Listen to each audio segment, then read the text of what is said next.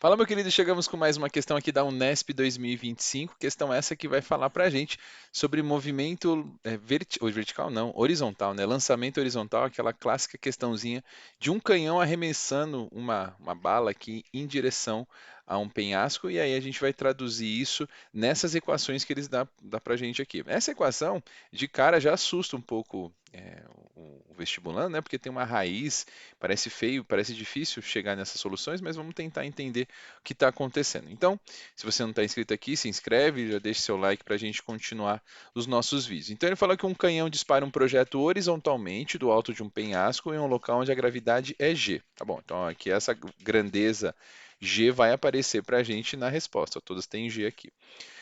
Os intervalos de tempo entre as imagens, essa informação é bastante importante. O intervalo de tempo entre as imagens do projétil mostrado na figura são iguais.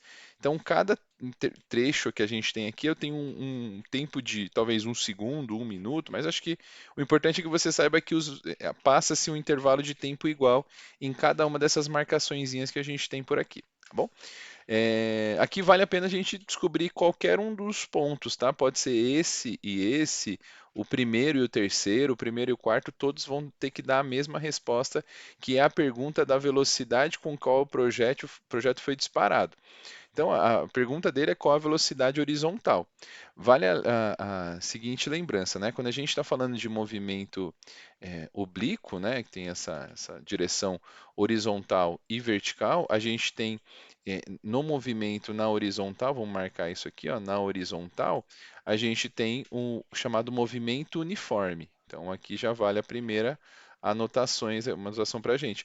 Se é um movimento um movimento uniforme, a gente tem que lembrar que esse V, vamos chamar aqui de V0, né, que é o nome que ele chama, né?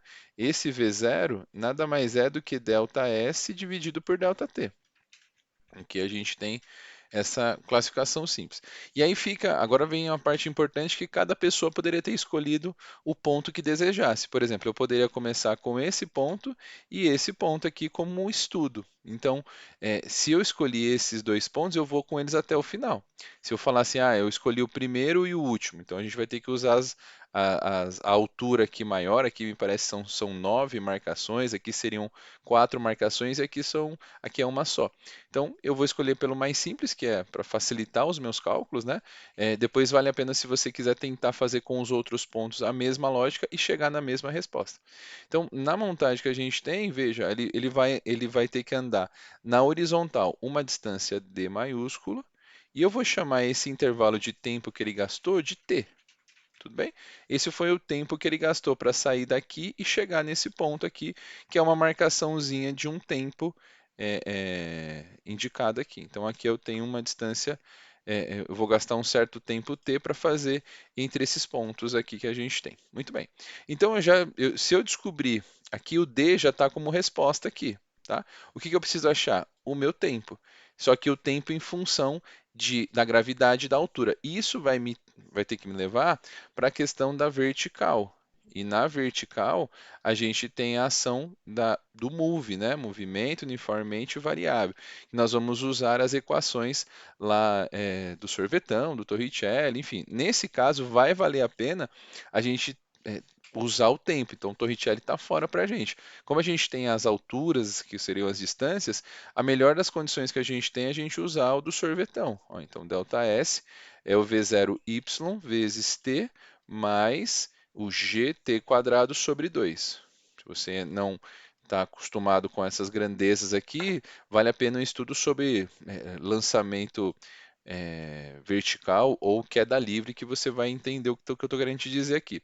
Nessa solução, em y, não há velocidade inicial.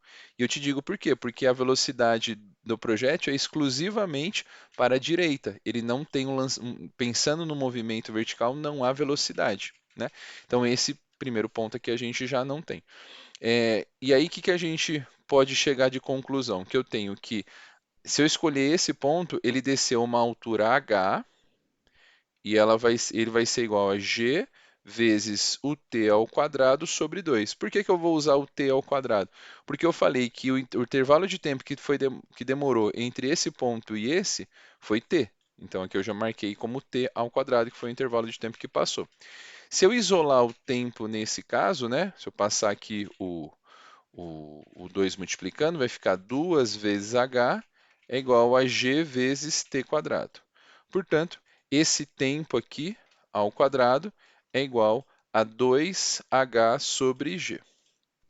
Se nós tirarmos a raiz quadrada dos dois lados, o que vai sobrar para a gente, né? A gente vai falar que esse tempo é a raiz quadrada, pode cortar aqui os termos, o quadrado com esse termo do radicando aqui, a gente vai ter que esse tempo vai ser d dividido por, aqui eu vou colocar o valor que a gente tem, raiz de 2h sobre, 2h, né? Não 2g, 2h sobre g. E transformando isso aqui numa uma divisão de fração, né? Como aqui embaixo tem uma fração, a gente vai inverter esse valor. Ou seja, o resultado da velocidade que nós estávamos procurando vai ser o d separado, ele coloca o d aqui para fora, né? E aqui vezes, a gente coloca o g em cima, né? Dividido por 2h. Essa é sim a transformação. Lembra que quando a gente tem uma fração embaixo, a gente tem que inverter o numerador com o denominador. E aí, fazendo isso, a gente joga o g para cima, o h, 2h para baixo, e não mexe no d. O d está fora aqui do seu termo. E aí, dentre as alternativas que nós encontramos essa solução, é a alternativa D aqui, D é 2 raiz de g sobre 2h e chegamos nessa solução como resposta. Então a gente vai fazer todo esse caminho aqui para chegar nessa respostinha aqui que nós estávamos procurando. Belezinha? Então a gente chega na alternativa D, questão que talvez assustou alguns alunos no primeiro momento, mas que se você for ir montando, você vai conseguir resolver sem grandes dificuldades. Perceba que se você fizesse esse outro ponto aqui, ó, se eu usasse isso aqui, você usaria que a velocidade na horizontal seria 2D, que seria esse D daqui mais esse D, seria 2D, dividido por dois tempos, né? Que ele falou que a cada marcação da bolinha aqui passou-se um tempo T. E nesse caso aqui,